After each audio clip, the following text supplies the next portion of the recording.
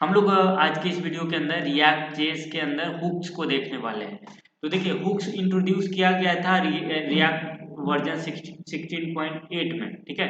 मतलब इससे पहले हम इसके पहले वर्जन में हम यूज नहीं करते थे, 60.8 से ही शुरू किए हैं। तो उससे पहले हम लोग नहीं सीखते थे। तो अब सवाल आता है कि हुक्स क्या होता है, हुक्स का यूज हम क्यों करते हैं। तो देखिए सबसे पहले तो इसी का जवाब दे देते हैं कि हुक्स का यूज, हुक जो कॉन्सेप्ट है हुक्स, उसका यूज क्यों करते हैं। इसका सवाल का जवाब ये है कि देखिए हुक्स का जरूरत क्यों पड़ा, क्योंकि जब हम लोग स्टेट को यूज करना होता है, जब हम लोग क्लास कंपोनेंट बनाना सीखे थे तो उसी में स्टेट का यूज करना सीखे थे। तो अगर आपको स्टेट यूज करना है तो क्लास बेस्ड कंपोनेंट बनाना होगा।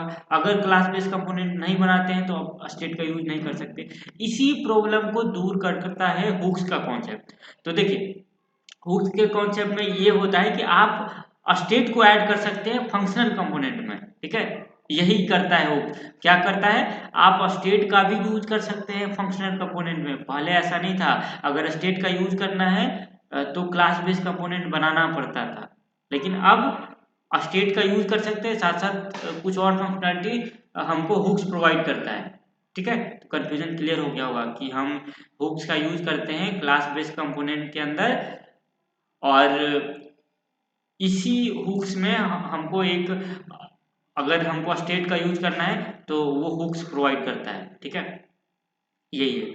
और हुक्स को यूज हम फंक्शन कंपोनेंट के अंदर इनसाइड फंक्शन कंपोनेंट करते हैं और उसको टॉप लेवल में करते हैं। और ये कंडीशनल नहीं होता है, इसमें कंडीशनल स्टेटमेंट का यूज नहीं कर सकते हैं। और यहाँ पे ये ध्यान रखना है कि आपको अगर हुक का यूज करना है तो आपको इंपोर्ट करना होता है। और इतने सारे हुक्स हैं, ठीक है। हुक्स के कुछ बिल्ट इन हुक्स हैं हमारे पास, और भी हैं लेकिन ये इंपॉर्टेंट है, ठीक है। इसमें से सबसे पहले आज हम यूज स्टेट को देखेंगे। यूज स्टेट में हम ऐड करते हैं स्टेट को, ठीक है। स्टेट को ऐड करने का मतलब क्या है ना कि देखिए कोई आपका पैराग्राफ दिया है, ठीक है। अब मान लीजिए हम उस पैराग्राफ में किसी वर्ड को चाहते हैं कि एक बटन के क्लिक पे वो वर्ड चेंज हो जाए, तो वो ये हम यूज स्टेट से कर सकते हैं, ठीक है। यूज स्टेट वाले से कर सकते हैं। तो चलिए इसी तरह का एक एग्जांपल करते हैं। तो देखिए सबसे पहले हम एक पेजेस में एक कंपोनेंट बना लेते हैं और उस कंपोनेंट का नाम आप कुछ भी रख सकते हैं। तो हम रख लेते हैं exp state, ठीक है, stat, ठीक है, डॉट jsx या js लिख सकते हैं, ठीक है। उसके बाद हम इसमें rafce लिख देते हैं ताकि एक फंक्शनल कंपोनेंट बन के आ जाए। और देखिए इसका रीजन ये बन के इसलिए आता है क्योंकि ये 7 नाम का एक एक्सटेंशन है, उसी के थ्रू आता है। अब देखिए सबसे पहले अगर आपको हुक्स बनाना है तो आपको ध्यान रखना है कि यहाँ पे इंपोर्ट करना होगा, ठीक है, यूज स्टेट को, यूज स्टेट को यूएसई और एस, ये यूज स्टेट को इंपोर्ट करना होगा, ठीक है। किसमें से, रिएक्ट लाइब्रेरी से। तो ये लाइन लिखना होगा। उसके बाद आप यहाँ पे हुक्स बना सकते हैं। जैसे हम यहाँ पे कॉन्स्ट लिखते हैं और यहाँ पे एक एरे जैसा यहाँ पे बनाना है। और यहाँ पे देखिए हम लिख रहे हैं ब्रांड, ठीक है, ब्रांड लिख रहे हैं। और यहाँ पे वैसे ये जो हुक्स है ना, हुक्स जब बनाते हैं तो ये तीन तीन वैल्यू यहाँ पे याद रखना है कि तीन चीज यहाँ पे पास करना होगा। एक यहाँ पे पास करना होता है और एक यहाँ पे पास करना होता है।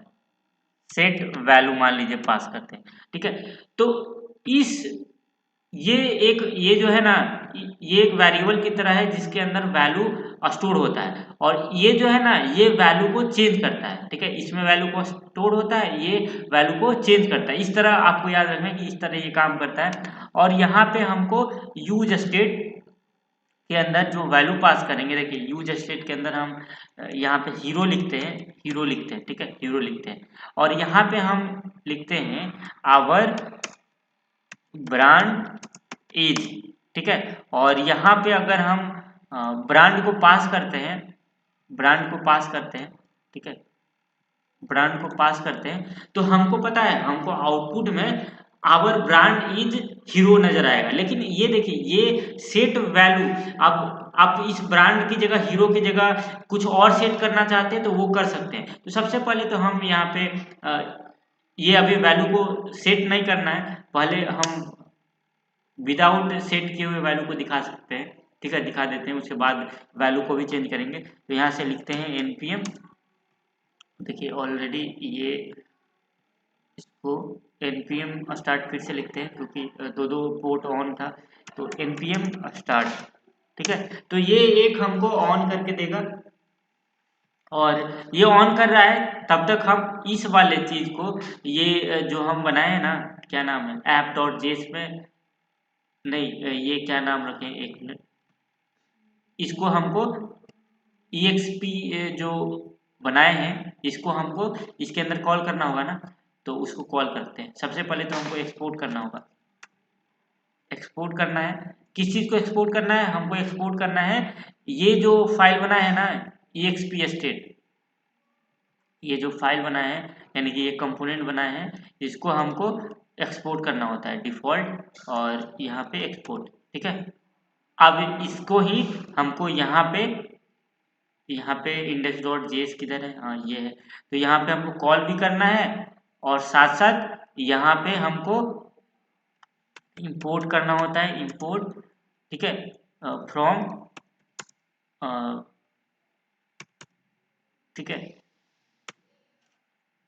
यहाँ पे, और हमारा पेजेज है, पेजेज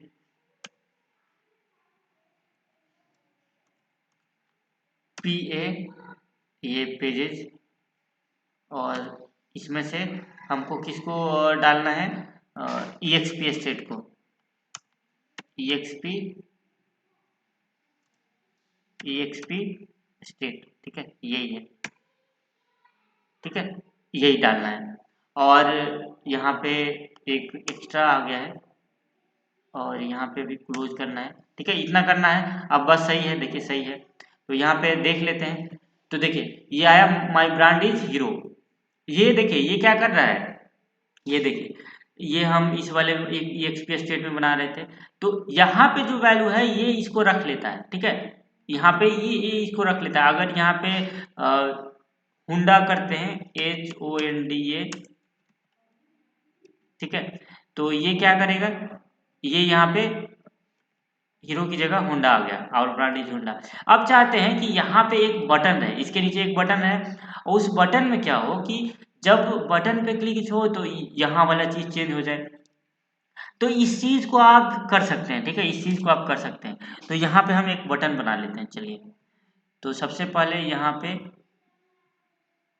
पे आपको, ठीक है, एक और, मतलब एक और हम चाहते हैं कि देखिए हमेशा हुक्स तीन तीन वैल्यू लेता है, एक यहाँ पे, एक ये और एक यहाँ पे आपको लिखना आता है। तो यहाँ पे आप एक सेट स्टेट लिख देते हैं, या फिर सेट वैल्यू लिख देते हैं, और इसी के थ्रू हम वैल्यू को चेंज करेंगे, इसी के थ्रू, ठीक है। ये देखिए ये जो वैल्यू है किसके अंदर जाना है, ब्रांड के अंदर में जाना है, और इसके थ्रू हम चेंज करेंगे, ठीक है। अब ये चेंज कैसे होगा इसको देखिए। तो सबसे पहले हम यहाँ पे एक बटन बनाते हैं, बटन बनाते हैं, यहाँ पे लिखते हैं चेंज ब्रांड, ब्रांड नेम, ठीक है, कुछ भी आप नाम लिख दीजिए, चेंज ब्रांड नेम, ये एक बटन है, ठीक है। और इसको हमको जेएसएक्स के अंदर लिखना होगा, मतलब जेएसएक्स का रूल पालन करना होगा, ठीक है। तो इसको हम फ्रेगमेंट का यूज कर रहे हैं अभी, ठीक है। तो सेट वैल्यू हमको यूज करना है, इस सेट वैल्यू देखिए यहाँ पे आ गया एक बटन। अब हम चाहते हैं कि बटन के क्लिक पे, तो बटन के क्लिक पे यूज करना, तो क्या करना पड़ेगा, आपको ऑन क्लिक का यूज करना पड़ेगा, ऑन क्लिक, और इसी में हम एरो फंक्शन पास कर देते हैं, ठीक है। इसी के अंदर हम एक एरो फंक्शन पास कर देते हैं, इस तरह एरो फंक्शन पास किया जाता है, ठीक है। हम चाहते हैं कि जब भी बटन पे क्लिक हो तो क्या हो, तो हम चाहते हैं कि ये जो सेट वैल्यू है इसके थ्रू हम वैल्यू को सेट कर देंगे, और वैल्यू को जो सेट करना है इसको हीरो यहाँ पे लिख दीजिए, ठीक है, बस।